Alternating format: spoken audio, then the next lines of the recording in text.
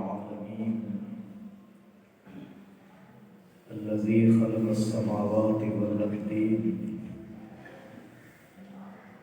وخلق الإنسان من الماء والطين ثم علمه البيان والتبيين والصلاة والسلام على سيد الأنبياء والمرسلين سيدنا ومولانا محمد رحمة للعالمين وعلى آله وأصحابه أجمعين. أما بعد فأعوذ بالله من الشيطان الرجيم. بسم الله الرحمن الرحيم.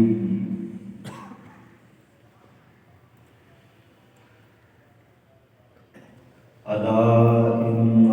أولياء الله لا خوف عليهم ولا هم يحزنون.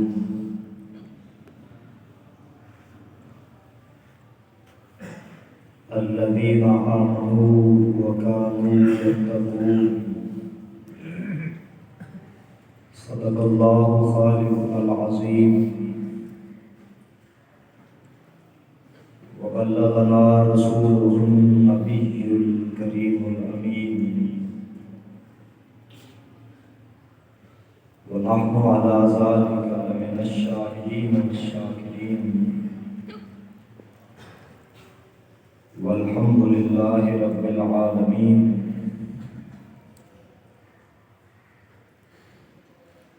إن الله وملائكته يصلون على النبي يا أيها الذين آمنوا صلوا عليه وسلموا تسليما. درود و سلام الصلاة والسلام عليك يا سيدي يا رسول الله وعلى آلك وأصحابك يا سيدي يا رحمة للعالمين.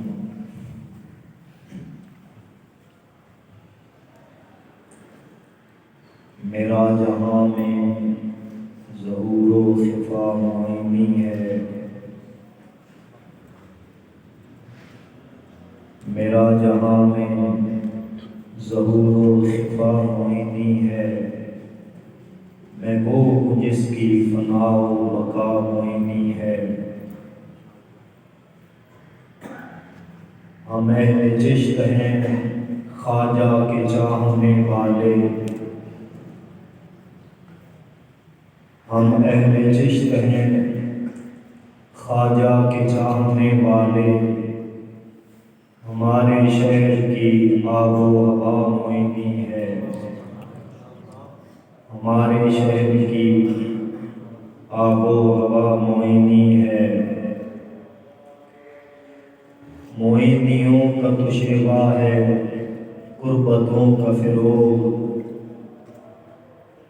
معینیوں کا تو شیوا ہے قربتوں کا فروغ. جو دوریاں نہ مٹا دے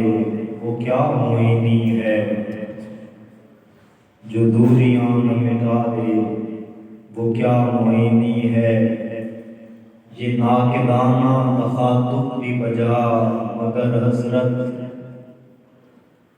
یہ ناقدانہ تخاطب بھی بجا مگر حضرت. دیکھنا کہ بندہ ذرا معینی ہے، دیکھنا کہ بندہ ذرا معینی ہے. نصیر دین مدین خود کو کر دیا ثابت، نصیر دین مدین خود کو کر دیا ثابت. اے نصیر تو بڑے کام کا معینی ہے. واجب القدر معزز و محترم زیبا کارو ذی شب قابل سخت عظیم و تکریم معزز حاضرین و سامعین، اللہ کریم جل جلالہ و عظم نوالہ کے لطف و کرم، انعام و احسان حضور نبی پاک صاحب دولات سرکار مدینہ سرور مدینہ حضرت محمد مصطفیٰ احمد مصطفیٰ صلی اللہ علیہ وآلہ وسلم کی مبارک نسبت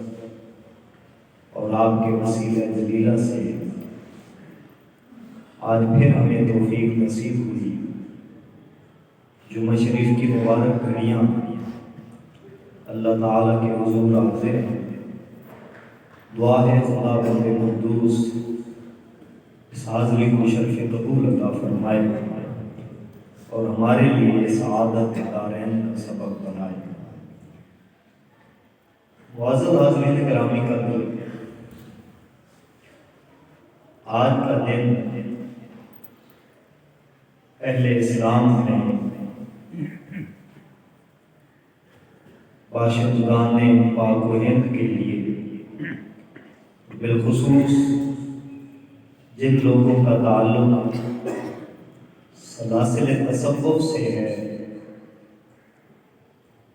خصوصاً بالخاص جو سلسلہ عالیہ چشتیہ سے وابستہ ہے، ان کے لیے آج کا دن بہت خاص ہے، کیونکہ آج 6 رجب شریف ہے اور یہ وہ مبارک دن ہے کہ جس دن حضور خواجہ خواجگان حامی بے کساں تقیہ گاہ آسیاں حضرت سلطان ہند خواجہ معین الدین حسن سنجری اجمیری رحمت اللہ تعالی علیہ، آپ کا وصال پرملال ہوا اور آپ دار فنا کو الوداع کہہ کر دار بقا کی طرف عازم سفر ہوئے۔ حاضرین گرامی، یہ سلسلہ چشتیہ ہے، کئی بزرگان دین کئی خانقاہوں پر بطور خاص ہر ماہ کی اسلامی مہینے کی 6 تاریخ کو چھٹی شریف کے نام سے حضرت غریب النواز کا ختم شریف اور عرس مبارک منایا جاتا ہے، اور یہ سالانہ تاریخ 6 رجب شریف کی ہے، اور اس وقت اجمیر شریف اہل عقیدت سے، اہل محبت سے بھرا ہوا ہے، اور ان عقیدت مندوں میں مسلمان بھی شامل ہیں، ہندو بھی ہیں، سکھ بھی ہیں، تو غیر مسلم بھی حضرت خواجہ کی خیرات لیتے رہے، آج بھی لے رہے ہیں اور ہمیشہ لیتے رہیں گے۔ تو اگر ایلیبین پر دیکھا جائے تو آپ کے مزار پرانوار کا سفید گنبد وہ لوگوں کے ہجوم میں یوں نظر آ رہا ہے جیسے 14ویں کا چاند ستاروں میں نظر آ رہا ہوتا ہے۔ سامعین گرامی، آپ کا بنیادی تعلق افغانستان سے ہے، سیستان کے قریب سجستان گاؤں میں 14 رجب شریف 530 ہجری کو آپ کی ولادت باسعادت ہوئی، اور بچپن سے ہی آپ کی مقدس پیشانی پہ شرافت، بزرگی اور عظمت کے آثار واضح تھے۔ جس قدر آپ کی تعلیمی اور اجتہادی سرگرمیاں بڑھتی گئیں، مجاہدہ اور ریاضت بڑھتا گیا، اسی قدر آپ خلق خدا کے درمیان مقبول ہوتے گئے۔ آپ کا علمی سفر بڑا کٹھن اور طویل ہے، جو کہ تحقیقات کے مطابق 12 ملکوں پر مشتمل ہے۔ جب سواریاں نہیں ہوتی تھیں، سہولتیں نہیں ہوتی تھیں، اس علم کے حقیقی طالب نے جا بجا جا کر مختلف ماہرین علم کی خدمت میں حاضر ہو کر اپنی علمی پیاس بجھائی اور روحانی تسکین اور سلسلہ میں وابستہ ہونے کے لیے آپ نے جو انتخاب فرمایا، حضرت خواجہ محمد عثمان ہرمنی رحمۃ اللہ تعالی علیہ، آپ کے دست اکبرست پر شرف بیعت حاصل ہوا، اور یہ پیر و مرید کا تعلق اتنا حسین تھا جو محبوب و محب تک جا پہنچا کہ آپ کے مرشد گرامی وہ نہ صرف آپ پر نظر فرماتے تھے بلکہ آپ سے محبت بھی فرماتے تھے۔ آپ کے اوصاف جمیلہ، آپ کی الہیت اور اخلاص کی بنیاد پر ہمیشہ آپ اپنے مرشد کریم کے منظور نظر رہے۔ بالآخر ایک بڑی پرمشقت اور خودداری اور ایک خاص جذبہ خدمت خلق سے سرشار زندگی گزارنے کے بعد آپ کا وصال شریف اجمیر شریف میں ہوا، اور اس وقت آپ کی عمر مبارک 103 سال تھی۔ 633 ہجری 6 رجب شریف کو آپ کا وصال شریف ہوا۔ حسب وصیت اجمیر شریف میں ہی آپ کو دفن کیا گیا۔ تو جیسے حضرت خواجہ اس زمین پہ چلتے پھرتے اپنوں اور پیاروں کی آنکھوں کا تارا تھے، آج بھی اسی طرح اپنوں کو بھی نواز رہے ہیں، غیروں کی بھی جولیاں بھر رہے ہیں۔ حاضرین گرامی، آپ کی زندگی مسلسل مجاہدہ ہے، لیکن آپ کا مزاج وہ سراسر محبت ہے۔ کوئی انتقامی سرگرمی، کوئی خلق خدا کے درمیان، انسانیت کے درمیان تفریق اور تفرقہ، اس کے ہرگز آپ قائل نہیں تھے۔ جس قدر آپ مسلمانوں سے مہربان تھے، اسی طرح آپ ہندوؤں اور سکھوں پر بھی مہربانی فرماتے، اور وہ لوگ بلا جھجک آپ کے پاس حاضر ہوتے، استفادہ کرتے، مالی طور پر، جسمانی طور پر، جتنا کچھ اور جہاں تک ان کی بساط ہوتی وہ جھولیاں بھر کے جاتے۔ آپ کے مرشد کریم نے آپ کی ڈیوٹی لگائی تھی ہندوستان میں خدمت کرنے کی، ہندوستان میں دین مدین کی تبلیغ اور پرچار کی۔ اس پر لبیک کہتے ہوئے آپ نے اجازت چاہی کہ ایک بار میں حرمین شریفین کی حاضری دینا چاہتا ہوں۔ حرمین شریفین کی حاضری کے بعد انشاءاللہ ہندوستان میں اپنے فرائض بڑی احتیاط اور فرض شناسی سے پورے کروں گا۔ آپ کو مرشد کریم سے اجازت مل گئی، آپ نے حرم مکی کی زیارت کی، وہاں کے مناسک ادا کرنے کے بعد جب حرم نبوی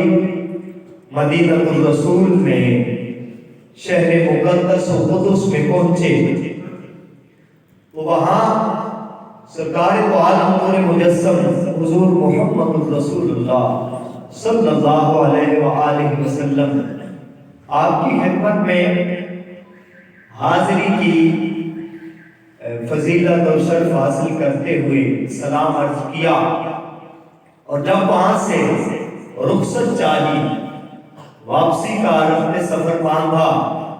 تو اخبار الاخیار میں ہے کہ آپ کو رسول اکرم صلی اللہ علیہ وسلم نے اپنی مرکز انور سے، اپنی مزار پرانوار سے یہ ارشاد فرمایا کہ ہندوستان میں جانا ہے تو پہلے علی بن عثمان حجویری کے پاس جانا ہے، ان سے میری امانت لے کر اسے پھر کائنات میں تقسیم کرنا ہے۔ تو آپ مدینہ شریف سے لاہور پہنچے، لاہور میں چلہ فرمایا، جہاں آج بھی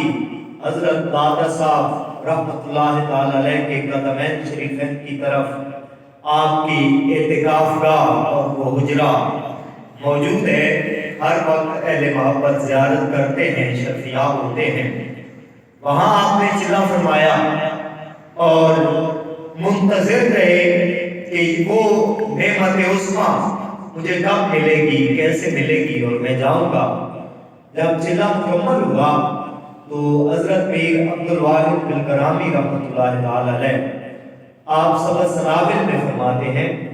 کہ جانے لگے وہاں سے کوئی اشارہ نہ ملا، کوئی مخصوص فیض اور مخصوص چیز حضرت نے نہ عطا فرمائی۔ اٹھے مزار شریف پہ آئے اور یوں عرض گزار ہوئے کہ میں 40 دن رہا اور یہاں سے خالی جا رہا ہوں، میں کیسے کہوں گا کہ آپ داتا ہو، لیکن انکار بھی نہیں کر سکتا کہ آپ کے متعلق یہ لفظ میں نے سرکار کی زبان اقدس سے سنا ہے۔ حضور نے آپ کا نام علی بن عثمان داتا بتایا ہے، حضور نے داتا فرمایا ہے، لیکن کوئی کرشمہ، کوئی عطا خاص نہیں ہوئی، تو میں جا رہا ہوں، متذبذب ہوں، جا کے کیا کہوں گا، کیا بتاؤں گا۔ آپ جب ادھر سے اٹھے تو جس جگہ آج کل لوہاری گیٹ ہے وہاں پہنچے تو ایک نورانی بزرگ، ان کی زیارت ہوئی، شرف ملاقات حاصل کیا۔ انہوں نے فرمایا کہ اے معین الدین حسن، کس حسن سے رنجیدہ ہو کے جا رہے ہو؟ اے معین الدین حسن، کس حسن سے رنجیدہ ہو کے جا رہے ہو؟ تم بھی حسینی سید ہو اور میں بھی حسنی سید ہوں، میں علی بن عثمان ہوں، اور یہ لیجئے، یہ آپ کی امانت ہے، یہ فیوزات ہیں، آپ کو سینہ سے لگایا اور جو وہ چیزیں تھیں نور کی وہ عطا فرمائی، فرمایا اب تم جاؤ۔ تو حضرت ادھر اور ادھر فرمایا یہ ایک راز ہے جو راز میں ہی رہنا چاہیے۔ آپ وہاں سے شفیاب ہوئے، واپس تشریف لیے جا رہے تھے۔ اب یہ ایک سلسلہ تو صاحب بن گیا کہ اپنے مرشد کریم کو راضی کر کے اجازت لے کے نکلے، پھر مکہ شریف میں پہنچے، پھر مدینہ طیبہ میں، وہاں سے فیوزات اور ارشادات اور تاکیدات و تائیدات حاصل فرمائی۔ پھر لاہور سے وہ اپنی امانت وصول کرنے کے بعد جب یہ درویش باصفا چلا تو اجمیر شریف پہنچنے تک 360 ہندو صرف چہرہ دیکھ کر مسلمان ہو گئے، صرف چہرہ دیکھ کر مسلمان ہو گئے۔ حضرت خواجہ اجمیر رحمۃ اللہ تعالی علیہ، آپ نے زبان سے کبھی نہیں کسی کو تبلیغ فرمائی، آپ نے کوئی بڑا واعظ نہیں فرمایا کہیں، آپ نے کسی کو کبھی اسلام کی طرف بلایا نہیں ہے، لیکن مستند کتب میں موجود ہے کہ 90 لاکھ سے زیادہ لوگ آپ کی وجہ سے شرف اسلام میں آ گئے۔ 90 لاکھ سے زیادہ لوگ وہ آپ کی زیارت کر کے، آپ کے معاملات سے، آپ کے کردار سے، آپ کے پروکار رخ تاباں کی جھلکیاں اور انوار و تجلیات دیکھ کر لوگوں کی زبان پہ کلمہ طیبہ جاری ہو جاتا تھا۔ اور 15 سے 16 ایسے واقعات ہیں کہ آپ مندروں میں تشریف لے گئے، جہاں پنڈت لوگ ہندوؤں کو پوجا پاٹ سکھا رہے ہوتے اور وہ لوگ اپنے ان بتوں کی پوجا کر رہے ہوتے، تو جہاں بھی مندر میں آپ تشریف لے گئے، ہوا ہی نہیں کہ چشتیوں کا بابا گیا ہو اور خالی واپس پلٹا ہو۔ جب لوگ اس بندے کو دیکھتے، لفظوں پہ طلبہ غور کرنا، لوگ اس بندے کو دیکھ کے اپنے خداؤں کو بھول جاتے تھے اور اس بندے پہ ایمان لانے پہ مجبور ہو جاتے تھے اور کہتے تھے کہ تمہارے اشارے پر جب ہمارے کتے خدا بول اٹھتے ہیں تو پھر ہمیں بتاؤ جس کے تم بندے ہو وہ خدا کیسا ہوگا۔ ہم اس کو مانتے ہیں۔ تو ہزاروں کی تعداد میں ان 15-16 واقعات میں ان کے مندروں میں جا کر اور وہاں تبلیغ نہیں فرمائی، صرف چہرہ دیکھ کر، صرف مکھڑا دیکھ کر لوگ مسلمان ہو گئے، لوگ دعوت اسلام کے اس عظیم دائرے میں داخل ہو گئے۔ سامعین گرامی، یہ اخلاص اور للہیت ہے کہ جو ولی اللہ کے پاس ہوتی ہے، زبان سے تبلیغ، زبان سے کلمہ، یہ ہر کوئی پڑھتا ہے۔ حضرت سلطان العارفین نے فرمایا تھا نا، زبانی کلمہ ہو ہر کوئی پڑھتا، دل کا پڑھتا کوئی کوئی، جو دل سے پڑھ لیتا ہے۔ اور پھر عجیب بات ہے، جس نے زبان سے پڑھا وہ پڑھائے گا بھی زبان سے، جس نے دل سے پڑھا نا وہ جب بھی پڑھاتا ہے دل سے ہی پڑھاتا ہے اور دل میں ہی رکھتا ہے۔ حضرت سلطان ہند اجمیری رحمۃ اللہ تعالی علیہ، آپ کے القابات غریب النواز، سلطان ہند، عطائے رسول فی الہند، خواجہ بزرگ، خواجہ خواجگاں، تقیہ گاہ آسیاں اور پناہ فقیراں، یہ سارے آپ کے وہ القاب ہیں جو ہندوؤں کی زبان پر اس وقت بھی تھے، آج بھی ہیں، ہمیشہ رہیں گے۔ تو آپ کی یہ ایک عجیب و غریب اور پرکشش اور سادہ زندگی، پھر سادگی کی انتہا کہ آپ نے اس انداز سے زندگی گزاری کہ آپ کے اعمال کو دیکھ کر فخر محمدی کی یاد آتی تھی۔ آپ نے بظاہر کوئی جاہ و جلال، کوئی اتنی بڑی سواریاں، کوئی جائیدادوں کی طرف توجہ نہیں فرمائی، لیکن چہرے انور میں وہ دولت تھی کہ بڑے بڑے جاہ و جلال والے قدموں میں آ جاتے تھے۔ آنا ساگر کے تالاب کو اگر حکم دے تو ایک کوزے میں بند کر لیں، کوزے سے نکالے تو پورا تالاب بن جائے۔ یہ خواجہ غریب النواز کا نام ہے۔ اور ادھر پرتھوی راج نے جب یہ دیکھا کہ یہ ظلم بابا تشریف لایا ہے اور ان کے ماننے والے کو بڑھ رہے ہیں، اضافہ ہو رہا ہے، اس نے ظلم شروع کر دی، زیادتیاں شروع کر دی۔ آپ ہر حال میں اللہ تعالیٰ کے شکر گزار رہے اور آپ کے ساتھی بھی شکر گزار رہے، تو وہ تکالیف برداشت کرتے رہے۔ جب معاملہ حد سے بڑھ گیا تو پھر اللہ کے بندے کی زبان سے ایک ہی جملہ نکلا، فرمایا اللہ اکبر، دست گرفتین بتا دیں، فرمایا کہ بس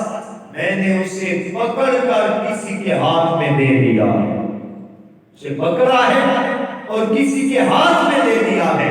یہ گرفتین بتا دیں کیا چیز تھی، کتنا بڑا جملہ تھا جب لوگ رہنے نہیں دیتے تھے، آپ کو شہروں میں آبادیوں میں رہنے نہیں دیتے تھے، آپ کے درویشوں کو رہنے نہیں دیتے تھے، نکال دیتے تھے۔ تو یہ فطرت ہے کہ جہاں بھی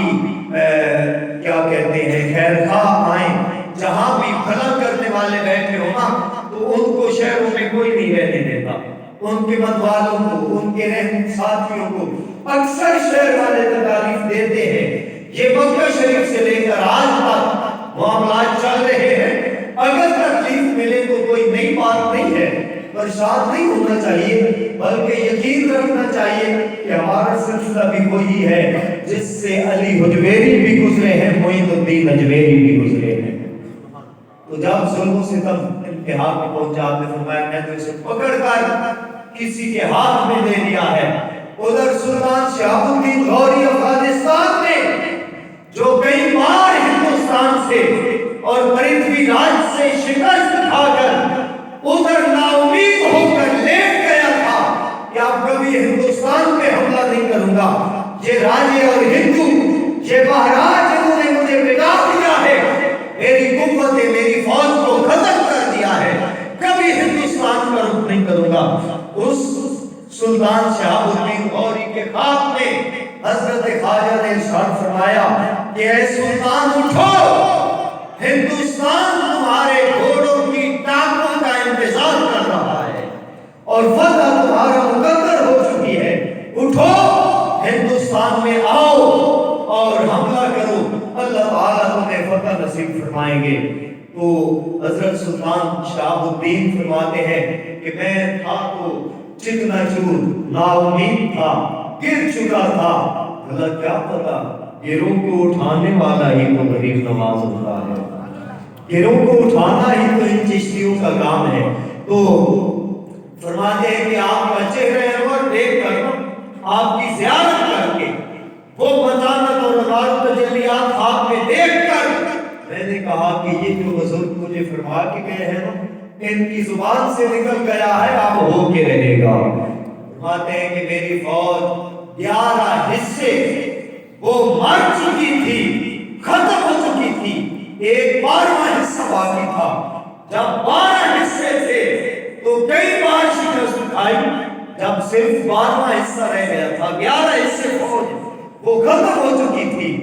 اب فتح کیسے ہوگی سمجھ میں تو نہیں آتا تھا۔ اللہ بابے کا چہرہ اور وہ جھلک اور وہ پر امید لفظ کہتے تھے کہ قدم بڑھاتے جاؤ۔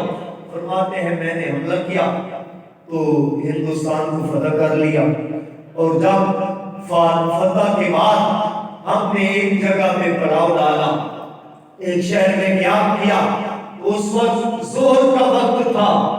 فرماتے ہیں کہ اس سے آزان کی آواز سنائی دی تو خوشی کے مارے بھولا نہ سمایا کہ ہندوستان میں پہلے سے آزان موجود ہے۔ تو سلطان شہاب الدین غوری رحمۃ اللہ تعالی علیہ آپ نے فرمایا سارے فوجیوں کو، اپنے لشکریوں کو کہ تیاری کرو، وضو کرو، اور جہاں سے آزان کی آواز آئی ہے وہاں جاتے ہیں، نماز باجماعت کا احترام کرتے ہیں۔ پہنچے، ادھر اقامت ہو رہی تھی، امام صاحب مصلی پہ تشریف فرما تھے، صفیں بن رہی تھی، تو پہلی صف میں سلطان معظم کو جگہ مل گئی، دائیں طرف کھڑے ہو گئے۔ فرماتے ہیں زندگی میں نمازیں تو بڑی پڑی تھی، اس نماز کا لطف ہی اور تھا، کوئی مزہ ہی اور تھا۔ جب نماز مکمل ہوئی تو دائیں طرف امام محترم نے سلام پھیرا نا، تو صدر سلطان شہاب الدین صف اول میں بیٹھے تھے۔ فرماتے ہیں جو ہی میری نظر پڑی میں نے دیکھا وہی بابا جو ہندوستان میں جا کے مجھے فتح کی بشارت دے رہا تھا، وہی خواجہ معین آج جماعت کرا رہے ہیں، وہی مصلی پہ کھڑے ہیں۔ تو میں نے آپ کی قدم بوسی کی، شرف ملاقات حاصل کیا، آپ نے دعاؤں سے نوازا، تعینات سے نوازا، اور حضرت خواجہ معین الدین چشتی اجمیری رحمت اللہ تعالی علیہ، آپ خدمت خلق کے لیے اور انسانی مفاد کے لیے بڑے حریص تھے، اس حد تک کہ کئی مرتبہ آپ نے بڑی بڑی تکالیف اٹھائیں صرف چھوٹے چھوٹے کام کے لیے، چھوٹے چھوٹے کام کے لیے بڑی بڑی تکالیف اٹھائیں۔ کسی نے آپ سے عرض کیا کہ حضرت جو دلی کے گورنر ہیں حضرت سلطان شمس الدین التمش، وہ آپ کے خلیفہ معظم حضرت خواجہ قطب الدین مختار کاکی رحمۃ اللہ تعالی علیہ کے مرید خاص ہیں اور منظور نظر ہیں، آپ سے محبت بھی رکھتے ہیں اور بڑا احترام بھی کرتے ہیں، تو میرا ایک کام ہے سلطان معظم سے، سلطان شمس الدین التمش سے، آپ اگر خطبہ لکھ کر دیں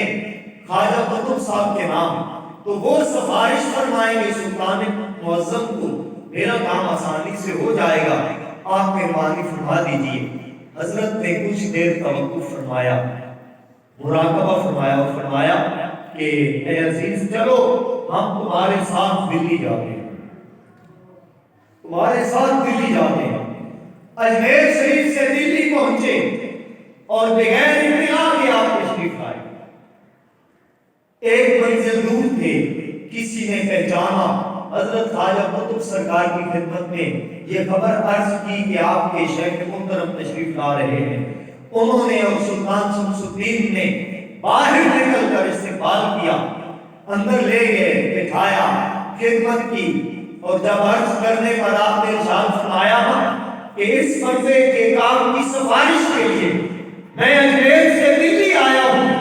خواجہ قطب سرکار نے بھی، سلطان شمس الدین صاحب نے بھی ہاتھ باندھ کے عرض کیا حضور آپ حکم دے دیتے، اتنی مشقت؟ فرمایا میں نے مراقبہ کیا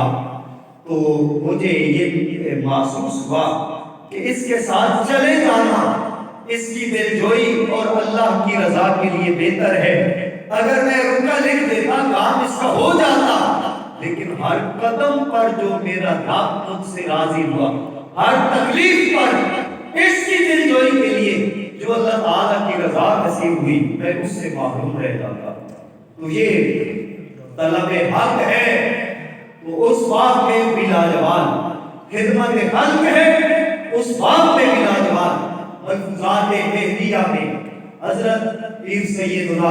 مہدی علی شاہ گولڑوی رحمت اللہ تعالی علیہ، آپ نے بڑی خوبصورت بات لکھی کہ جب آپ اپنے شیخ کے حضور اپنے مرشد کی خدمت میں رہا کرتے تھے تو اس وقت آپ کا معمول مبارک تھا کہ مرشد کریم کو تہجد کے وقت وضو کرانا اور عشاء کے وقت آپ کا بستر لگا کے، آپ کے پاؤں دبا کے، خدمت کر کے، سلا کے آپ باہر تشریف لاتے تھے۔ آپ دیکھ لیں عشاء کی نماز پڑھنے کے بعد، اولاد و وظائف کی تکمیل کے بعد، خانقاہی معاملات مکمل کرنے کے بعد حضرت کی خدمت کر کے سلانا، پھر تہجد کے لیے اٹھنے سے پہلے وضو کا پانی تیار ہونا، کیا لگتا ہے آج ہم وہیں سوتے ہوں گے یا انتظار ہی کرتے ہوئے ہوں گے کہ کب یہ دروازہ کھلتا ہے اور میرے شیخ باہر تشریف لاتے ہیں؟ تو جس سے بھی ملا ہے نا، مشقتوں کے بعد ملا ہے، مر کے ملا ہے، محنتوں کے بعد ملا ہے، تو وضو کے لیے آپ پانی تیار کر لیں۔ ایک شام جب آپ کے سونے کا وقت آیا تو حضرت نے خواجہ عثمان رحمۃ اللہ تعالی علیہ نے ارشاد فرمایا کہ اے معین الدین، آپ سے ایک بات کہنی ہے، ہے بات راز کی، کسی کو بتانی نہیں۔ حضور نہیں بتاؤں گا؟ آپ نے دوبارہ فرمایا معین الدین بتانا کسی کو نہیں ہے۔ بڑا غور فرمایا کہ ایک اشارے پر میں قربان ہو جاتا ہوں، حضرت دوبارہ منع فرما رہے نہیں بتانا۔ جی حضور نہیں بتاؤں گا، وعدہ کرتا ہوں۔ فرمایا ایک انعام کے بارے میں بتا رہا ہوں آپ کو، تیسری بار تاکید کر رہا ہوں، کسی کو نہیں بتانا۔ حضور نہیں بتاؤں گا۔ فرمایا اگر بتا دیا تو پھر تمہیں سزا ملے گی، جی ٹھیک ہے حضور، میں عبادت خلافی نہیں کروں گا، نہیں بتاؤں گا۔ آپ نے فرمایا کہ بات یہ ہے، آج صبح جب میں اپنے اس حجرہ سے باہر نکلوں گا، نماز تہجد کے لیے اٹھوں گا، جس نے میرے چہرے کو دیکھ لیا وہ سارے جنتی ہو جائیں گے۔ اب چاہیے تو تھا کہ خواجہ معین ایک قدم بھی آگے پیچھے نہ جاتے، ساری رات نہیں کھڑے رہتے کہ ایک جھلک دیکھنے سے جنت مل جائے گی، نہیں، آپ اندر تشریف لے گئے۔ حضرت باہر آئے تو فرماتے ہیں سوچنے لگا کہ آپ نے فرمایا تھا نہیں بتانا، پھر فرمایا تھا نہیں بتانا، پھر فرمایا تھا نہیں بتانا، اتنی تاکید کا مطلب کچھ یوں بنتا ہے کہ ضرور بتانا۔ تو یہ فیصلہ کیا اور پڑوس میں جتنے لوگ تھے سوتے ہوئے کو جگایا، دستک دیتے، کون جی معین الدین حضرت کا خادم، حضور آپ اس وقت اس غریب خانہ مسجد میں کیوں؟ آؤ جس نے جنت لینی ہو میرے حضرت کا دیدار کرے، تہجد کے وقت صرف چہرہ دیکھنے سے جنتی ہو جائے گا۔ تو کسی پنجابی نے یہ دیکھا تو کہا چوکیدار رسول اللہ دا دیتا پھرتا ہوگا، لیندو جنت سستی اے مولا دیا ہوگا۔ سوتے ہوئے کو جگایا، جب حضرت باہر تشریف لائے، کیا مرد، کیا عورتیں، کیا بچے، بوڑھے جوان، ایک جمع غفیر اور اتحاد تھا، لوگوں کے لوگ چڑھے ہوئے تھے۔ دیکھا، فرمایا تم لوگ اس رات کے آخری پہر میں یہاں کیا لینے آئے ہو؟ سبھی نے یک زبان کہا تیرا چہرہ دیکھ کے جنت لینے آئے ہیں، ہم جنتی بننے آئے ہیں، آپ کی زیارت سے یہ شرط ملے گا کہ جنتی بنیں گے۔ وہ رات والی بات یاد آئی، فرمایا اچھا جنت مجھے دیکھ کر، ہاں ہمیں حضرت خواجہ معین الدین رحمت اللہ تعالی علیہ نے سوتے ہوئے کو جگایا اور یہاں لے کر آئے۔ فرمایا کہاں ہے معین الدین؟ حاضر خدمت ہو گئے، تم نے بتایا؟ جی حضور میں نے بتایا، وعدہ خلافی کر دی نا حضور، غلطی ہو گئی، تو اب تو سزا ملے گی، سزا یاد ہے حضور، جو چاہے سزا دیں، جو چاہے سزا دیں۔ اللہ اکبر، اللہ اکبر، آپ سزا بھی تو آپ دیں گے نا۔ اکبر الہ آبادی نے کہا تھا نا کہ وہ جہنم بھی دے تو کروں شکر ادا، کوئی اپنا ہی سمجھ کے تو سزا دیتا ہے، اس سزا بھی تو آپ دیں گے حضرت، ہم تسلیم و رضا والے ہیں، جزا والے نہیں ہیں، تسلیم و رضا والے ہیں، اگر سزا ملے تو اسے جزا سے اچھا سمجھیں گے۔ آپ ارشاد فرمائیے، فرمایا سزا یہ ہے، یہ تو سارے جنتی ہو گئے، تم جنت میں نہیں جاؤ گے۔ حضرت خواجہ جھومے خوشی کے مارے، سبحان اللہ پکارا، آپ نے فرمایا میں نے جنت سے معلوم کر دیا، پھر خوش ہوتے ہو؟ عرض گزار ہوئے حضرت ایک نئے جگہ بھی جاؤں تو کوئی بات نہیں، حضور کے اتنے امتی تو جا رہے ہیں نا۔ فرمایا بس دیکھنا یہی چاہتا تھا کہ تو حریص ہے یا دوسرے لوگوں کا فائدہ چاہتا ہے۔ اے معین الدین صاحب، جو بھی قیامت تک کے لیے تجھ سے محبت کی نسبت پیدا کرے گا، ہر اس آدمی کو رب العالمین جنت عطا فرما دے گا۔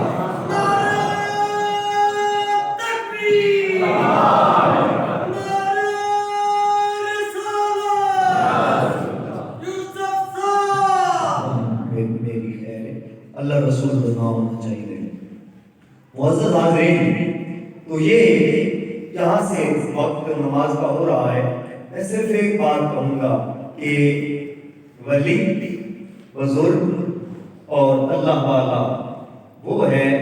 جو اپنے آپ کو مشکل، مصیبت، پریشانی، تکلیف میں ڈال کے خلق خدا کی بھلائی چاہتا ہے۔ یہ علامت یاد رکھنا، یہ جہاں آپ کو نظر آ جائے وہیں سمجھ لینا کہ وہی جلوہ آج بھی ہے جو کبھی اجمیر میں ہوتا ہے، کبھی دہلی میں ہوتا ہے، کبھی وہ چشتیہ شریف میں ہوتا ہے، کبھی تونسا شریف سے ہوتا ہے، کبھی دولڑا شریف سے ہوتا ہے، کبھی سیال شریف سے ہوتا ہے، اور کبھی آپ کی نظروں کو بھی نظر آ جائے تو 1 لاکھ کا اضافہ اپنے پاس سے کر لینا کہ یہ جتنے شریف ہیں ان میں ایک شریف وہ بھی ہے جہاں خواجہ معین کے کردار کی جھلک آپ کو نظر آئی۔ اور دیکھیے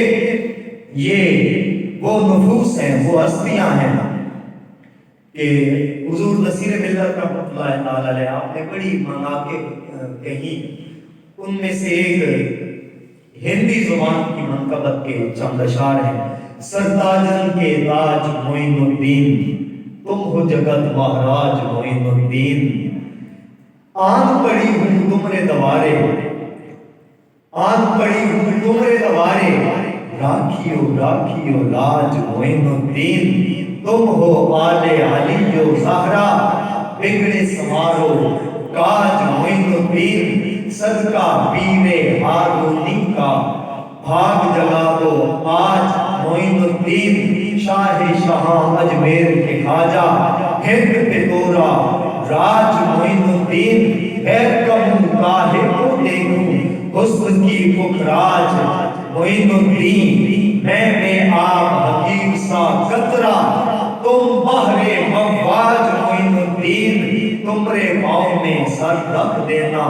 فقر کی معراج معین الدین، تم ہی تو ہو ایک مورے ساجن، ببت سنو موریاج معین الدین، کیوں نہ جپوں میں نام تمہارا، تم ہو مورے سرتاج معین الدین، میں ہوں ایک غریب بھکارن، تم ہو غریب نواز معین الدین، میں کیوں جاؤں در سے خالی، لے کے اٹھوں گی آج معین الدین، رکھ لو حسین و حسن کے صدقے اپنے نصیر کی لاج معین الدین۔ آخر وقت